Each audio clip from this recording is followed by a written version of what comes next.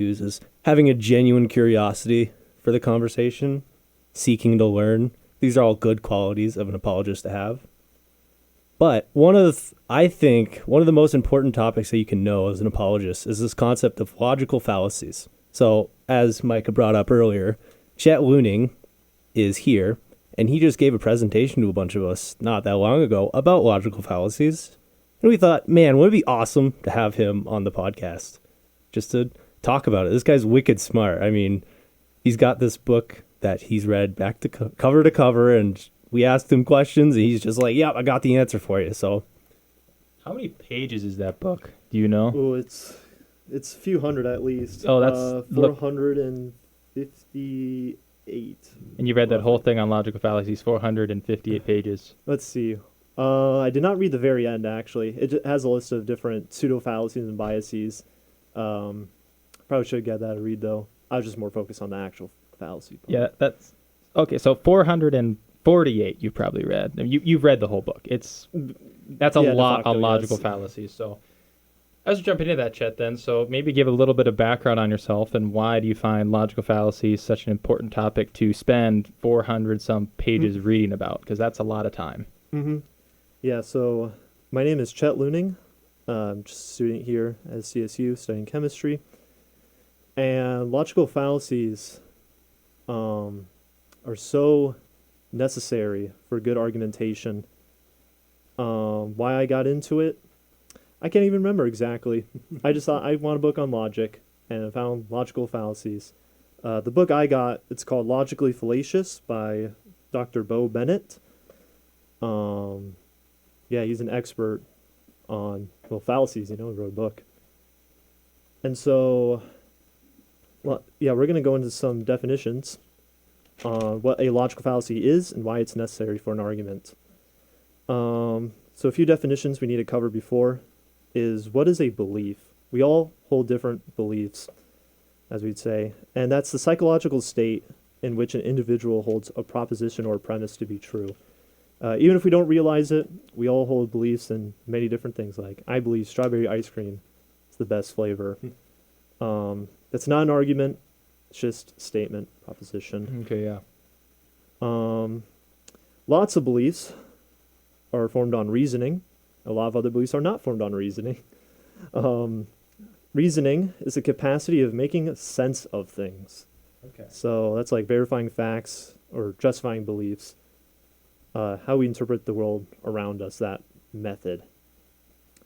So now an argument is the attempt to persuade someone of something by offering reasons to accept a given conclusion.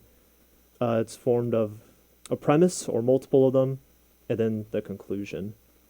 Beliefs and arguments are very different. Beliefs are, I believe strawberry ice cream is the best flavor. To make that an argument, you give a reason why. Okay. So would a belief basically oftentimes be the conclusion of an argument? Yes, Okay. that's how I look at it. Okay. Mm-hmm. So fallacy, it's a Latin word. I think it's pronounced fallacia. It essentially means a deceit, deception, or a trick. So logical trick. You appear to be legitimate, but you're not.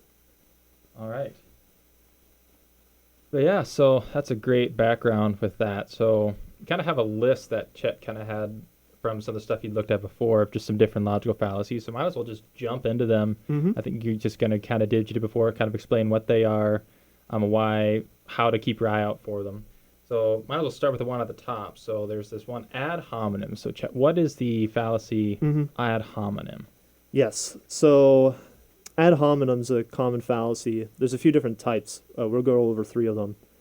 So the first one's called ad hominem abusive. That is attacking the person in an irrelevant manner rather than the argument. So, for example, you have goofy hair, therefore your argument on why we should not raise the minimum wage is incorrect. Having goofy hair has nothing to do with your stance on the minimum wage. The internet, you see it all the time. Politics. Mm-hmm. Almost certainly. There is an exception to it, and that is if it is relevant to bring up, I guess, the insult. If that is relevant to the argument, it's not fallacious. So if someone has bad character and is in court, you might be suspicious of them lying. That is fair to bring up. And questioning whether their statements, it's fair to question if it's really a lie. Okay. So you're only allowed to bring into question a person's character in an argument, or maybe even you could say insult them personally, if that has a direct bearing on the actual argument being making. So like you said, someone's trying to make a true statement, and and they have a history of lying.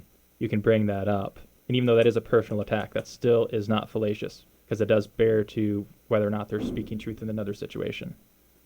Yeah, in vacuum, I would say fallacious, but it's, I guess, common sense to question, like, are you really telling the truth, given your past? In pure logic, that would be fallacious, but it's still fair to think that. But sometimes context can make some difference on some of these fallacies or not. Oh yes, absolutely. Interesting. So you mentioned there's some other versions of ad hominem as well, so that's a big one. I mean, we see that one everywhere. Like, it's probably one of the more common ones that get mistaken for an argument. But yes, what are some of the other ones other than the abusive? Oh yeah, so we'll go over the circumstantial, ad hominem circumstantial. This one is questioning the motives of your opponent. So more specifically, if they're biased. So if being biased has nothing to do with your validity of the argument. So if a car salesman wants to sell you a car, and they're listing all these good things, but you just totally like, no, you're wrong. You just want me to buy your car. Like, well, no, whatever the car salesman was saying about the cars can be true. Like, his motives have nothing to do with it. We see that. I see this one a lot.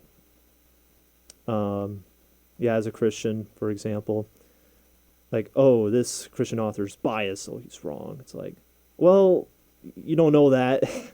And even if he was biased, he could still be telling the truth, you know?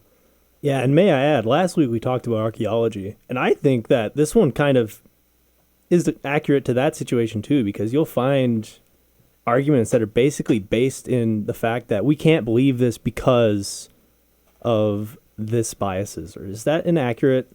Like, would you call that circumstantial ad hominem, where it's just maybe you're putting off some evidence or disqualifying some evidence just because maybe these Christians found it or those Muslims found it? They're the ones that were doing it and they have a bias, so we can't trust what they actually found because of these circumstances. Is that an accurate perspective? Yeah, I would say that's pretty accurate.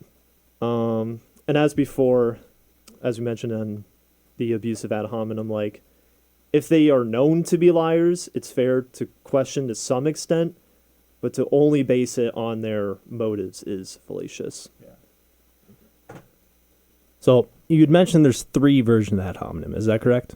There's actually 4, but I'm only be talking about 3 of them. All right. So if I remember correctly, it's the last one's called tu quoque. Is that how you pronounce it? Tu quoque. Yep, that's Latin. I love that word. Sounds so cool, and I'm happy I pronounced it right. But do you want to take it away on tu quoque then? Yes. Let's see. So yeah, tu quoque. Basically, it's appeal to hypocrisy. So if your opponent is not living consistently with what they are saying, and you judge their argument based on that, that is fallacious.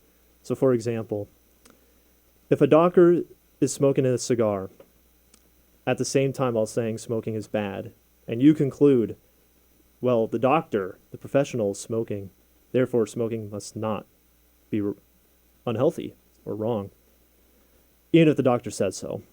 So the doctor's being a hypocrite, therefore you just discount the entire argument. This one's also very common, but I will say, don't be a hypocrite, because it will reduce your credibility.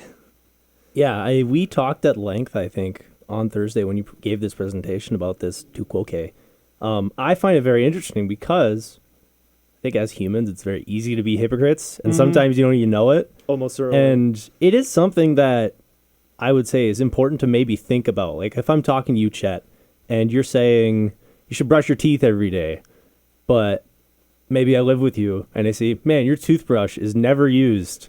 It's like, well, maybe that's some important insight to know about you, but attacking your argument, it has no bearing. You could say something like, it is good to brush your teeth every day. Even if you don't do it, if you're the one saying it, it's still necessarily a true statement. Yeah, exactly. So the line of calling it a logical fallacy here is just in the argument, if you're using it as evidence to disprove a claim, that's illogical. It doesn't follow a line of reasoning. No, not at all. Would you say, though, that if someone is living hypocritical, that is something you should at least call into question the validity of the argument, even though it doesn't disprove it?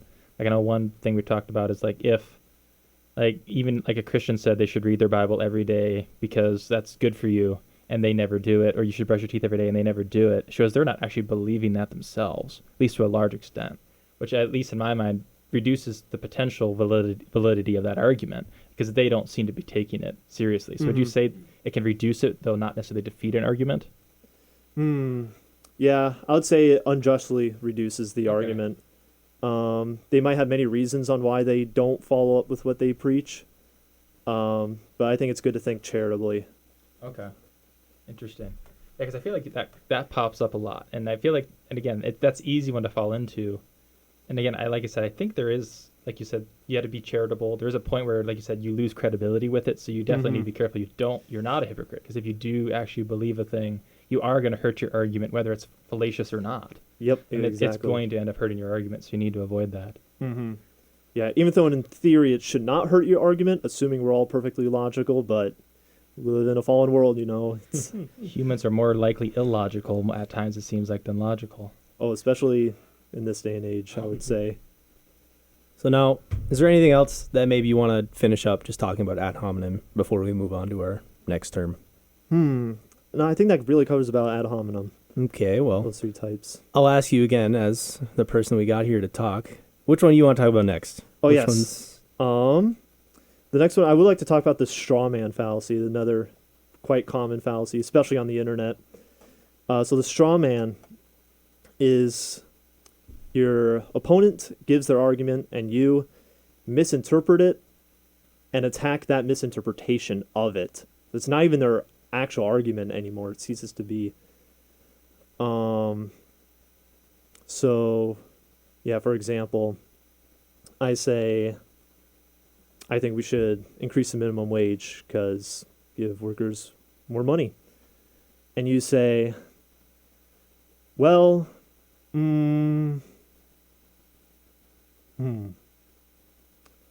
let's see.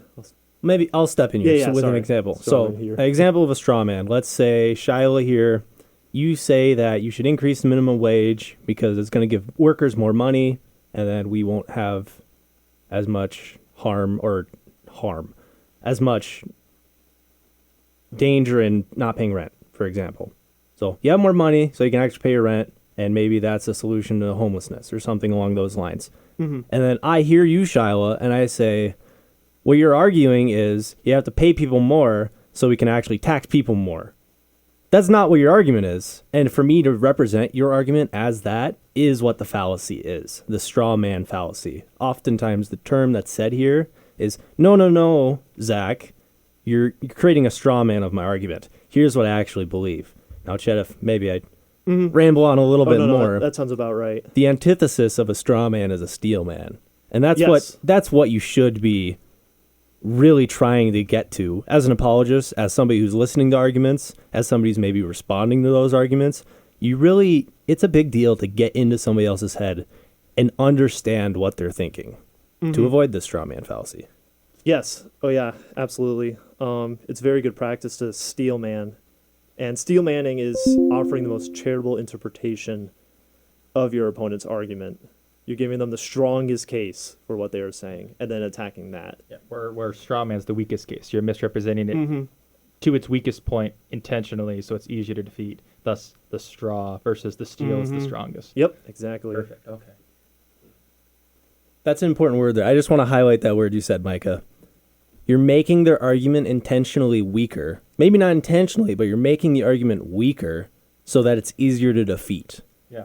that's why it's important to steelman arguments, because if you're defeating an argument that the person you're talking to doesn't actually have, or you're defeating a belief that your opponent doesn't actually have, what ground did you gain? You didn't gain any ground. You just made up an argument in your head and then disproved it. Maybe that person next to you would be like, yeah, I don't agree with that argument either. This is one of those that's, if you want to be a good apologist, which is what we try to do here, this is ultimately an apologetics radio show. Yes. It's so important. It's so important. One of those words in 1 Peter 3:15 is doing it with humbleness, respect. This is being humble. It's not building yourself up as, oh, I know what you're saying. You have to listen. You have to be patient. You have to be kind. You have to open your ear to hear.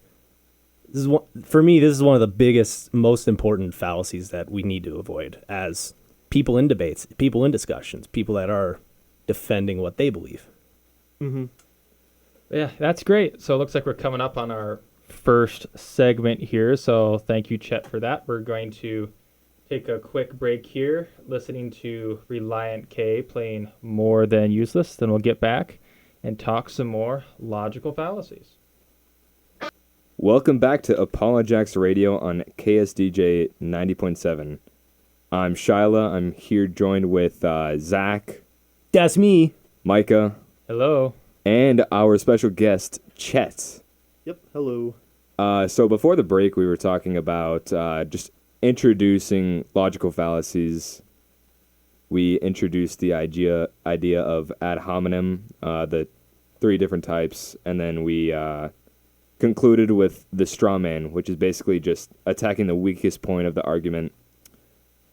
And now we're going to be talking about... Yes, we're going to dive into the red herring fallacy. So what is a red herring? So a red herring is when your opponent redirects the argument to a different one that they can better respond to. The art of misdirection or deliberate diversion. Essentially just changing the subject entirely. Example from Dr. Bo Bennett's book, in his book Logically Fallacious. How could the universe be 6,000 years old when we know the speed of light, the distance of astronomical objects, and the fact that the light has reached us? Person 2. 6,000 years is not a firm number. The universe can be as old as about 10,000 years. Person 1. How do you figure that? So in this example, person 2 just changed the argument entirely, debating about the age of the universe rather than the actual size of the universe in this case. So similar, but very much different at the same time. Yes, definitely look out for any misdirection, either from you misdirecting, of course, improve yourself and staying on topic, or if your opponent, don't let them get away with misdirecting, changing the topic. Yeah, so how do you then go about addressing if someone starts trying to do this to you, someone starts misdirecting, which this is an extremely common one. I would say probably it's one of the more common ones, isn't it? Mm-hmm. Oh, most certainly. But so how do you go about talking with someone about if they start red herring you? Is that a word? Red herring? Herring you. Using red herring? Using red herrings. That's much better. How do you go about, how do you further that argument and like point that out and just like, how do you address that? Mm-hmm. I guess first of all, depends who you're debating with. If it's with your friends, you probably have the leeway to be a bit more rash. And like, oh, let's stay on topic. That's irrelevant.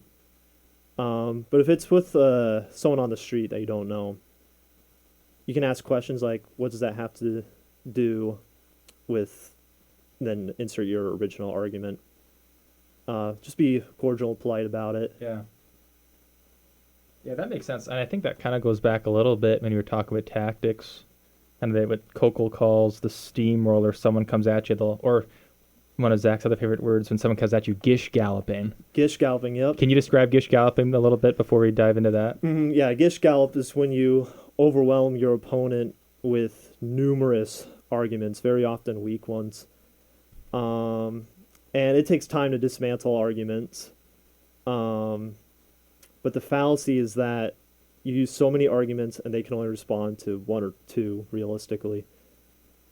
But it still looks like you lost because there's arguments you could not answer, but you likely didn't even have the time or opportunity to answer them. So the fallacy is using incorrect reasoning and interpreting that you lost.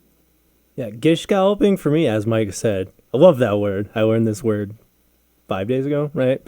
But gish galloping and red herring, I would say, is two of the ones that we do ourselves and we don't even realize it. It happens all the time. I mean, have a conversation with somebody, and then when you're done, think, how did this conversation start? And you realize, wow, we're so far away from where we started sometimes. It's a challenge to stay on topic sometimes. Mm-hmm. But gish galloping specifically, you defined logical fallacies. That word fallacies is almost like trick. It's a logical trick. Yes. Gish galloping, I'm going to yell at you with 13 different arguments, and you're going to try and take one, you're going to dismantle it, maybe even disprove it utterly and completely devastate it. Problem is, I have 12 other things I said, and anybody that's listening is going to be like, well, you didn't answer the other 12. Yep. This one is super dangerous. I think this is like definitionally logical trick because I see no other point other than here's everything that is against you, period. Your argument's worthless. It's really dangerous because if you find yourself doing it or you find yourself victim to it and you don't know how to act in that situation, you ruin the conversation because nobody's going to get anywhere. Maybe even you ruin the guy you're talking to. Maybe you ruin his thinking on it because, like, man, he just yelled at me 13 different things. I didn't know any of the answers. Maybe I am wrong. That's bad. That is. There's no actual logic happening there. It's just yelling and screaming. Maybe not screaming or yelling, but metaphysical yelling or metaphysical screaming. Another big word that I don't really know the definition of, but big deal. Oh, most certainly. So yeah, if that ever happens to you, you could either try your best to stick on one argument and either your favorite or the most powerful, just stick with that one. Or just not even engage in the first place, because arguing in bad faith, it's not fun. It's likely not going to get anywhere, and it's probably just going to be a waste of time. Yeah, and that's one interesting thing with this. You'll run into people who do it for different reasons, because sometimes you'll get these people, like you said, they don't really care. They just want to be heard and be right. But then there's also people, and I know them, that they're just easily excitable, and they just love talking about this stuff, and they'll just move from one to the other. Well, what about this? Well, what about that?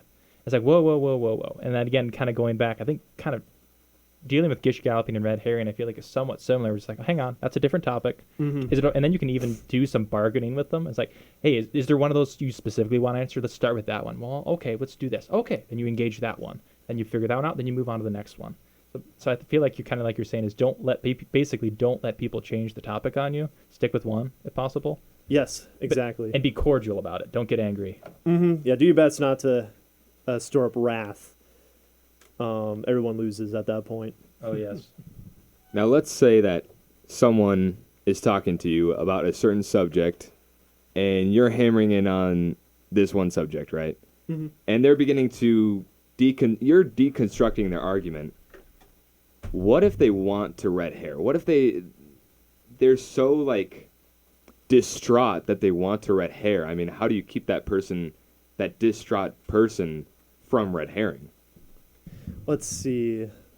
Well, we can't control their actions entirely, but we can do our best to stay on topic. And if it keeps happening, if they keep doing it, you just might have to put your foot on the ground and say, please stop changing the subject. We're talking about this. And that's not rude. That's if you want to if you're talking about something, you ought to stick with it. And yeah, just polite but with force. Yeah, there are times you need to do that. And again, like Zach has talked about, sometimes these are things you have to watch yourself for. Really easy to fall into these. So yeah, so that's really good on gish galloping and red herring. I mean, some of the more interesting and fun words even to just say as far as fallacies go. But what's another fallacy, Chet, that you find particularly useful to be aware of? All right, this one's one of my least favorite to encounter, and it's called the identity fallacy. It's when you attack the physical or social identity of your opponent instead of their argument. So, for example, if you are a man and a woman comes up to you say, you cannot speak about abortion because you are a man, that's the identity fallacy. It's a physical characteristic of yourself. You cannot change it at all. But you being a man has no relevance on the truth of the claim. Is abortion moral? Yeah, I find this tactic extremely uncharitable and just completely dismissing, in this case, half the population. So,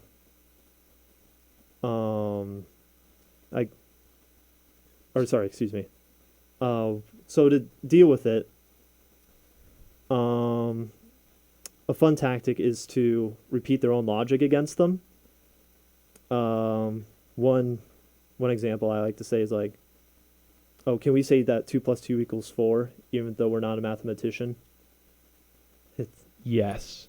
Mm-hmm. Yes, we can say that. So truth is truth.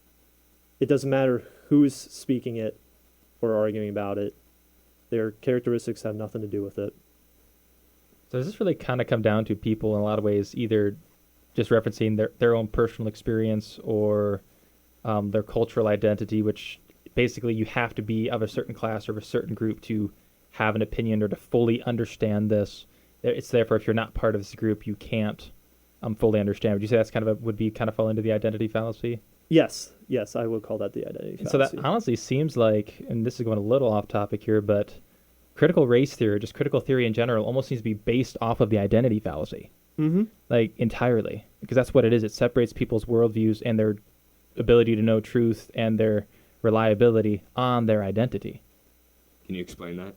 The critical race theory? Critical theory, basically just separating people into different groups, if I remember correctly. So if you're a white people, by definition, if you're white, that means you're an oppressor. So it separates people into oppressed and oppressor classes based on like race, gender, ethnicity. If you're part of that oppressor class, you automatically are an oppressor no matter what your like social background is. That's just part of who you are. There's nothing you can do about it. And it's the goal of the oppressed to overthrow the oppressors. Anyone like to add to that? Does that sound about right? I'll add another example just to remind people how prevalent it is. Communist Manifesto. Yeah. Right? Marxism. That's a big deal in Marxism, is that you have the oppressed people and the oppressors. And the oppressed people have the right to take over the oppressors simply because they are oppressors. That is the identity fallacy. That's flawed logic right there. And along with that then comes intersectionality, which is, I think, really where the rubber hits the road. Basically, how many different of these identities intersect to give you credibility. So if you're like me, if you're a white, cisgender, middle-income, conservative, Christian male, you have like no standing in the critical race theory thing. You're an evil person. But if you would be like a black lesbian woman, you have a very, very valuable perspective because you have all these different intersections of identity that you have this unique perspective, which definitionally is just the identity fallacy, but a worldview made out of it. Would you agree? Mm-hmm. Yes, absolutely. And that brings a whole host of problems as we're seeing today. Yeah. Yeah, and I feel like this one isn't one of those other ones that is, like you said, super, super prevalent. Just everybody, I feel like, does it on accident. I mean, even like well-intentioned, and it can be like people will use it for shorthand to find truth. Well, a Democrat said it, so it must be false. Like, well, no, not necessarily. Maybe. I mean, again, kind of like we were talking earlier about the ad hominem to quoque. Yep. Just the idea, like, it can hurt your credibility. And, like, well, if this person believes these other things, that can hurt their credibility maybe on this other topic. But it doesn't mean they're wrong. So even if, I know the example we talked on Thursday, a bureaucrat says farmers should do this, and the farmer says, no, we need to do this. The bureaucrat could be right, and the farmer could be wrong. Just because one has more experience doesn't mean they're right. No, it doesn't. It could raise their credibility, though, having that experience in a certain field, being an expert about it, but that does not mean they are correct. We are all fallen at the end of the day. Are there exceptions to this fallacy? See, the identity fallacy? Let's see, I'm trying to think of it. To my knowledge, no. That would make sense, yeah. It's just having credibility. Yeah, yeah. Like, pertaining to a certain identity can definitely boost your credibility. But at the end of the day, it's not the only reason on why you're either correct or incorrect. To give a very blunt and practical methodology of like watching yourself is we live in a day of age where it's very easy to have the opinion that I'm a Republican, therefore I can't listen to any Democrats because they're wrong. Or I'm a Democrat, I can't listen to any Republicans because they're wrong. Watch yourself. If you think like that, that's dangerous. I mean, bad people throughout history shared that mentality of thinking, and it's not good. Be careful, Zach. That could be a different fallacy. The Hitler fallacy. Oh, yep. Boy. Yes. Reductio ad Hitlerum. Oh boy, this one is, I see it all the time on the internet and the news. So this one is where it's a false comparison on your opponent's argument and comparing it to Hitler or the Holocaust, anything like that. And in 99% of cases, it's a false comparison. There's not much that's actually valid for that. I guess during when Stalin reigned in the Soviet Union, with the millions of people who died of starvation, you can compare that to the Holocaust, because millions died under the Holocaust, millions died under Stalin. They were both ruthless dictators. That's pretty fair comparison in my opinion. But we're talking about more petty reasoning. So, like for example, if I have problems with democracy and I say them aloud, someone else might be like, well, Hitler didn't like democracy, just like him. Like, well, no, I'm not. I'll give a funny example. Maybe Hitler liked cucumbers on his sandwiches. And if you like cucumbers on your sandwiches, then you're wrong. That's like, that's the kind, that's kind of the pettiness that we're talking about. Sometimes, I mean, internet discourse, for sure, you will find this type of, maybe not exactly with this guy, but with maybe comparing to Stalin or comparing to that Republican or that Democrat leader, whatever, insert name here, you find this a lot. It's almost like an anti-appeal to authority, as I kind of mentioned on Thursday with you. But yeah, and it's like I said, it's super common. I mean, the word Hitler gets thrown around, or fascist. That's another one. You're a fascist, and just like because you don't like this, I said, well, that doesn't mean I'm a fascist. I could be a fascist and disagree with what you just said. But again, it's a very second grade reading level arguments. No offense to second graders, because it really does nothing. And I feel like another problem with it is as soon as you start calling everything evil, then basically nothing becomes evil, because now everybody's Hitler now. Because well, if everyone's Hitler, no one's Hitler. Exactly. So that's a legendary line from The Incredibles: when everybody's super, then no one will be. Okay, now we're off topic. yeah. Red herring. Accidental Red herring.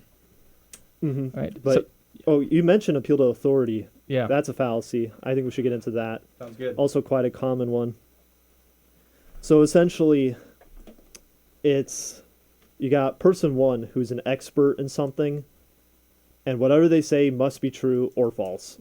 It must be this because they have this expertise. They are the authority to speak on it. And in a vacuum, that is fallacious. 2 + 2 = 4 is not correct only because a mathematician said so. No, it's true for a variety of other reasons, mathematical reasoning, but not because a person said so. So what is a good example of this one here?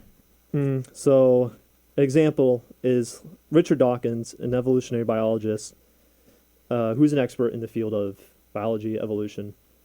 If he says evolution is true, therefore evolution is true. Okay. While it's possible evolution might be true based off other reasons, only because an expert said so, therefore it must be, is fallacious reasoning. It's good to appeal to experts, like they are the most knowledgeable in their fields, hopefully. And they do have a lot of credibility in saying things, so they very well are more likely to be true than a random person, statistically speaking.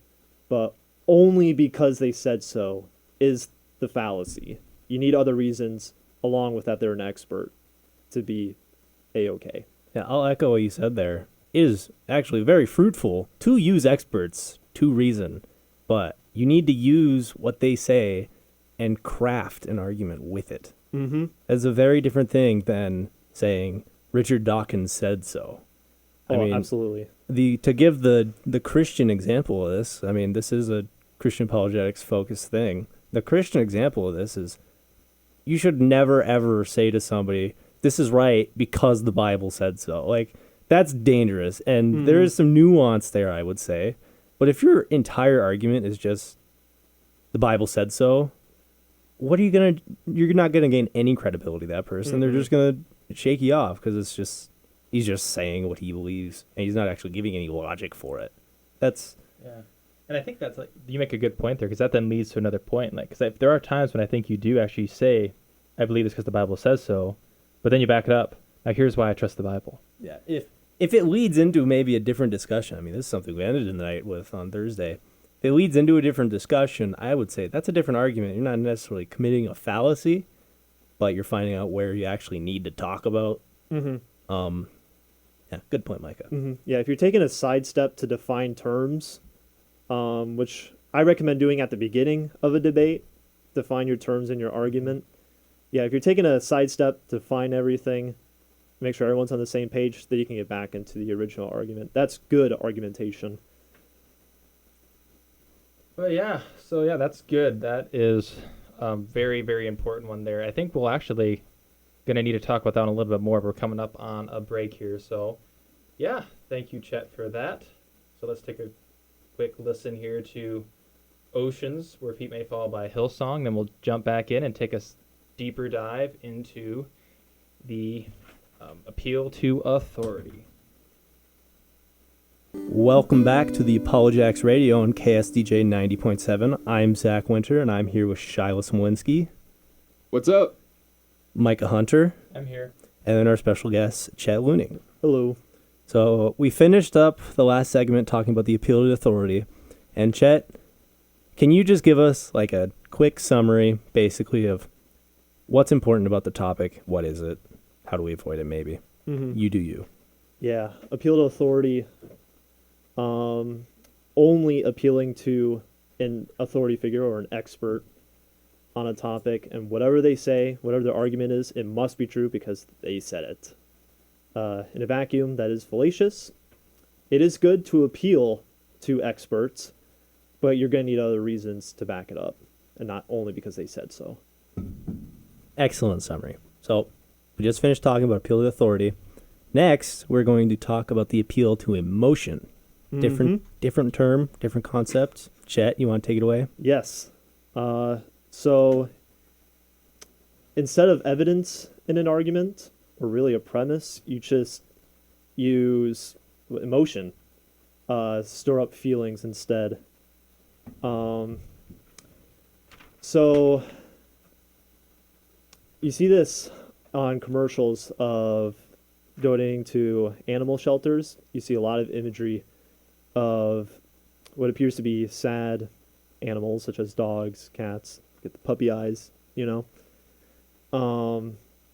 That itself is not fallacious, but thinking like, I will donate money because sad animals is fallacious. There's only emotion, there's no argument being presented on why you should donate money to rescue animals. It's only just seeing you, or just showing the sadness that is occurring and basing your reasoning to donate money on that. That's appeal to emotion. Yeah, and I've heard this can actually be, it's one of the more effective fallacies that people will use on you. And particularly in our modern culture where people seem to be much more focused on emotion than truth, at least historically, I feel like that's been the case. I remember hearing a story between William Lane Craig when he was debating an atheist about like how could a good God allow evil, and then the atheist just went on to describe like a horrible situation of like a child in Africa in a war-torn country suffering from disease, getting cancer, and then dying in the most excruciating way possible, and the whole crowd is just like, oh, that's horrible. And then Craig has a perfect response to it. It's like, yeah, this isn't a logical problem, but you can't overcome that emotion, even though he's entirely correct. Craig is entirely correct in his argument. Just the emotional weight of just saying that, well, this kid suffered horribly. How could God allow that? And it's just appealing to the emotion, not even appealing to a logical response at all. So yeah, it's a very effective one, very illicit, because it's very, very powerful. That highlights something important. As an apologist, I almost view it as there's two pathways that you need to follow with somebody. And sometimes you need to focus on one, maybe less so on the other, and maybe one or the other way next time. But two pathways I view as logical and emotional, where in order to convince somebody something's true is pathway one is you have to have the logic. You have to have the facts. You have to have the argument.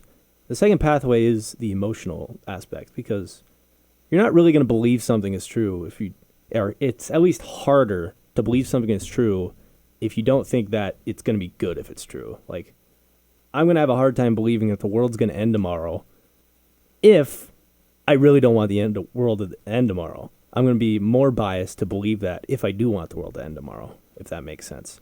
But this is a talk on logical discussions, that first pathway. That's why this is a logical fallacy, because in the terms of logic, emotions don't actually mean all too much in the argument. Like, no, yeah, it's logically speaking, emotions mean nothing. However, conveying your argument in an emotive manner that's just good rhetoric. And I'll argue without that emotion, you're not going to convince a lot of people. Yeah, having emotions is just being human. They are good. Emotions are good. We have them for a reason, I would say. But just being a robot, you're only going to probably convince the nerds or geeks out there. The other robots. Exactly. I have a question. So if we're doing apologetics in the union, right, and we're talking about morality, honestly, a lot of times I like bringing up, were the Nazis wrong? Was the South wrong during slavery? And I like to bring up emotion, like, because these are just things that everyone sees as wrong. They're just wrong. Is that an appeal to emotion, just saying that the Nazis were just simply wrong because what they were doing hurts people? And everybody knows that. The South having blacks as slaves was just wrong. Everybody knows that. Is that an appeal to emotion when I'm talking about morality? Let's see. If their reasoning is because it makes me feel sad, then yes, that would be an appeal to emotion. Yeah, the morality debate. There's a lot to talk about that, and it's very easy to get emotional, because it does sound ludicrous to say, like, yeah, were the Nazis wrong? Like, it's just assumed in this culture to think, yes, they were. But there's proper logical reasons to give why they're wrong, but only because whatever they did makes me feel sad. That's incorrect reasoning. Yeah. To use your example, Shiloh, if my whole argument is having black people as slaves is bad because it makes me feel sad, that isn't an argument. That is an appeal to emotion. However, that isn't what your logic should follow. I think there is a much better case in using reason and evidence. Something I believe is true. I think slavery is bad.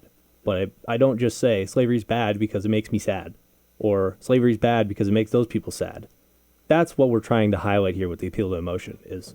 That's a logical trick, logical mistake. What you need to do is still use reason, still use logic, still use arguments. Don't just hinder your case on that. 'Cause I think usually how we usually frame that argument when we're out at the booth, instead of saying that this is wrong because it makes you feel sad, is but what you're saying is, if God doesn't exist, if there is no external basis for authority by which we can define morality, was that wrong? So you're using their emotion, but you're basing it off of a logical argument. So you're using emotion, but not basing it off of emotion. So are you essentially using their emotion against them? Their emotional intuition against them? Intuition's an important word there, because a lot of it kind of comes back down to, if people are created in God's world, they're living by God's rules most of the time intuitively, and then as soon as they try to take themselves out of a world where they think God exists, you run into logically crazy places, because suddenly, if God doesn't exist, everything's okay, which means what the Nazis did wasn't wrong, and everybody feels like, no, that's not right. So that is a moral, or you could say emotional intuition, and it's a correct intuition. So you're using that emotion, but the argument is based on the fact that if God doesn't exist, morality wouldn't exist, and then people have an emotional aversion to that, but it's still based on a logical argument, not the emotion, even though you're using emotion in the argument. Is almost like the manipulation of emotion, I guess. I guess that might be a bad way of wording that, but it sounds like that's kind of what it is. Is that a logical fallacy? Is that an appeal to emotion, almost like the inverse of that? Trying to manipulate emotions. So that itself is not a logical fallacy. That's a fallacious tactic. So you're trying to get your opponent to use a logical fallacy or fallacious reasoning, but you yourself are not committing one. You're just arguing in bad faith. I would say. Yeah, because I don't know. Would you say then that argument would be arguing in bad faith? Because I wouldn't. I feel like it's like I said, you're using the emotion and the moral compass God has given that person, showing them the actual moral implications of their worldview, and if that makes them feel bad, that's a good thing, because it's called a conscience. So I would say that's not an illicit tactic. I would say that's actually properly using someone's conscience, awakening their conscience. Mm-hmm. That's what I would argue there. Would you disagree with that? Oh, that's a good point, actually. Yeah, I guess it depends on your intention, whether you have a good intention or bad intention. Whether you're trying to actually manipulate the person or lead them to truth. Mm-hmm. Yeah. No, that's a very good point, actually. But still very important. It's not only emotion in the equation. Yeah. All right. Well, we're coming up on 5 o'clock here. Probably should wrap it up. Let's see. Do we have a challenge this week to kind of send people out with? Yeah. So, like we've done the prior 2 episodes, we're going to end with a challenge. We do think it's important to do. So, given today's topic of logical fallacies, we had mentioned gish galloping and red herring as one of the 2 of those things that you kind of just do unintentionally. It just kind of happens. And sometimes it takes somebody to call you out on it. So we're going to try to call you out in our own way that we can. But our challenge is this week, if you're ever in the situation where you are having a dialogue with somebody, maybe with somebody you even disagree with, listen to yourself. Watch yourself. Think of those 2 terms, gish galloping and red herring. Think of those times like, we were on topic and now we're somewhere else. What happened?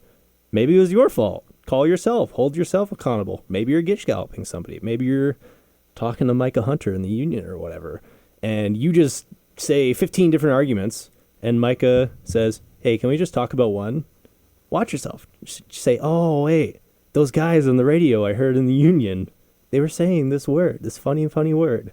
But watch yourself this week.